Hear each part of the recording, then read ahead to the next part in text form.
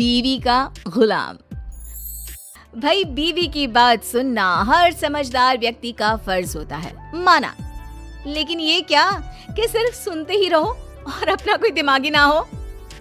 अरे सुन रहे हो? अरे सुन ही तो रहा है ना, और कर ही क्या रहा है ये? सुन रहे हो? ऐसे बोलती है जैसे मेरा लड़का बहरा हो। हाँ बस करिए अब। बहरा ही तो है आपका लड़का। बीवी की बात को जो ना सुने उसे बहरा ही कहते हैं। अरे कहाँ रह गए? सामने से दिनेश हरे रंग की कमीज के साथ पीले रंग की पैंट पहनकर खड़ा होता है।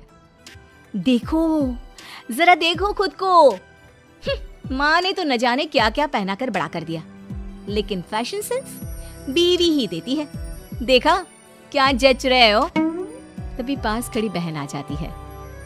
बस एक कमी है भैया, गले में नीले रंग का रुमाल बांध लो, फिर तो पूरा रंगारंग कार्यक्रम लगोगी। ये क्या है भैया, मतलब कुछ भी पहन लेते हो? अरे क्या पहना है ये? अब तेरी भाभी लाई है। वो रंगीला फिल्म में आमिर खान ने भी ऐसी ही ड्रेस पहनी थी। क्यों रमा, कैसा लग रहा हूँ? बिल्कुल आमिर जैसा लग रहा हूँ ना मैं? आमिर खान? वो तो आपके सामने कुछ नहीं लगता है जी। कैसी बात कर रहे हैं आप? तो सभी हीरो से ऊपर हैं। अच्छा चलो, मैं ऑफिस के लिए निकल रहा हूँ, देर हो रही है। अरे भैया ये मत पहन कर जाओ, लोग हंसेंगे। देखो शिल्पी, अपने पति को बताना कि क्या पहनना है और क्या नहीं, समझी?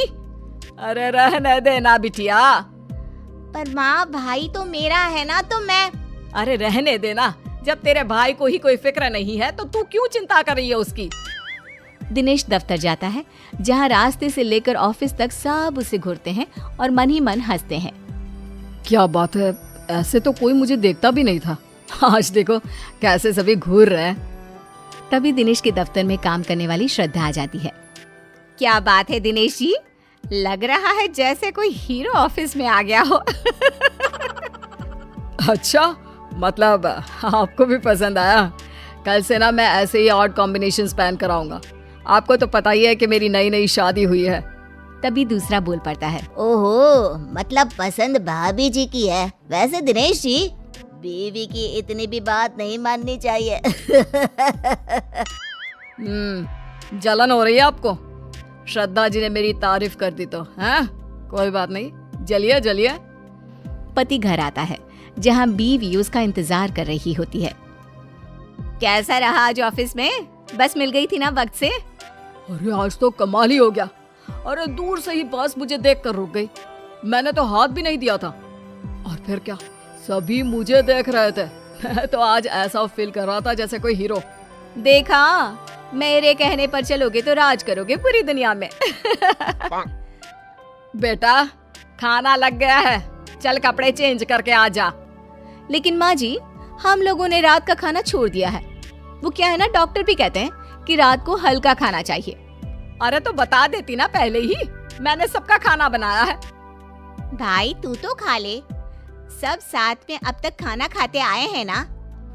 हाँ ठीक है, मैं कपड़े बदल कर आ रहा हूँ। वैसे माँ मुझे बहुत भूख लग रही है। दिनेश वहाँ से कमरे में चला जाता है, जहाँ उसके पीछे पीछे पहुँच जाती है रमा। ये क्या है जी, जब मैंने कह दिया कि हम लोग रात का खाना नहीं खाएंगे तो क्या जरूरत थी यहाँ कहने की? हाँ, आ रहा हूँ। अरे रमा, सारा दिन काम करके इतने दूर से घर आता हूँ, खाना नहीं खाऊंगा तो बीमार हो जाऊंगा। अरे चक्कर आएंगे, मर जाऊंगा मैं। कर लो बकवास।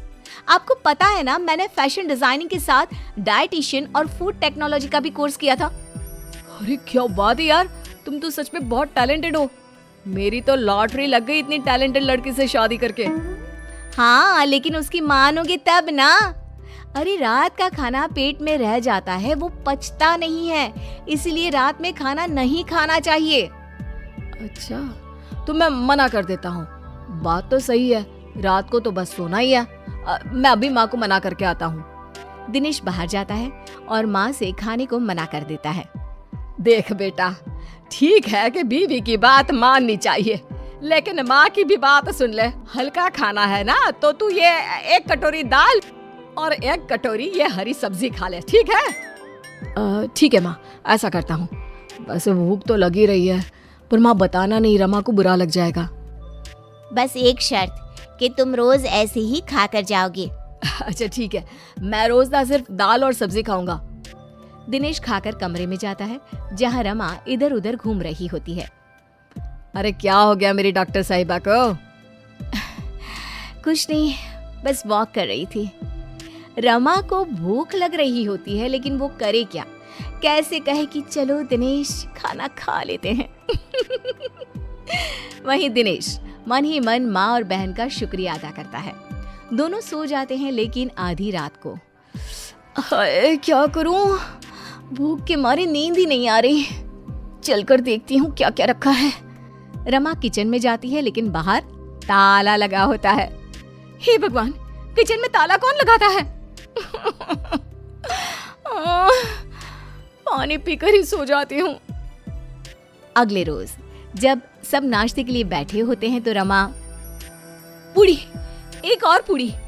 भाभी इतना भी तला नहीं खाना चाहिए, आप तो डाइटिशियन है ना।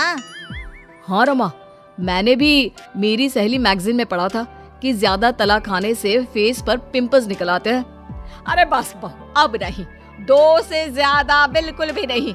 अरे कल को तेरा फेस पिंपल से भर गया तो मैं कहाँ इलाज करवाऊंगी। रमा जैसे तैसे आधा पेट खाना खाकर कमरे में चली जाती है और फिर होती है रात। माँ ला, जल्दी से दाल और सब्जी दे दे।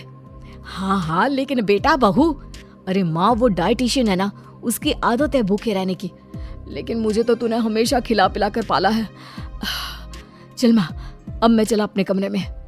वहीं रमा एक बार फिर भूखी रह जाती है। दिनेश, वो तुम रात में खाना नहीं खाते हो तो तुम्हें कोई प्रॉब्लम तो नहीं हो रही है ना? दिनेश, जिसका पेट उसकी माँ के खाने से पहले से ही भरा हुआ था। नहीं तो मेरे लिए मेरी बीवी का आदेश सर आंखों पर। मैं नहीं खाता खाना, और सच्ची रमा बड़ा एनर्जेटिक फील करता हूँ मैं। रमा जिसका पेट पूरा खाली था वो सोचती है कि कहाँ फंस गई। किसी तरह रात कटती है और सुबह, भाभी वो आज नाश्ते में छोले भटूरे बने हैं, आप तो खाएंगी नहीं तो आपके लिए ये पालक उबाल दी है। पूरा घर बैठकर फूले फूले भटूरे खा रहा था, तभी रमा जोर से चिल्ला उठती है। नहीं हूँ मैं कोई डाइटिशियन, मुझे भूख लगी है, प्लीज मुझे भी भटूरे दे दो। मतलब तुमने डाइटिशियन का कोर्स नहीं किया है? नहीं, वो तो मैं बस तुम्हें इम्प्रेस करने के लिए। मुझे भूख लगी है। देख रमा, आज से ना अब ज्यादा होशियार बनना नहीं, समझी? माना बहू है तू, लेकिन वो मेरा बेटा है, तो आज से तू बहू बनकर रहना। और दिनेश तू, माँ मैं तो तेरा लाडला बेटा हमेशा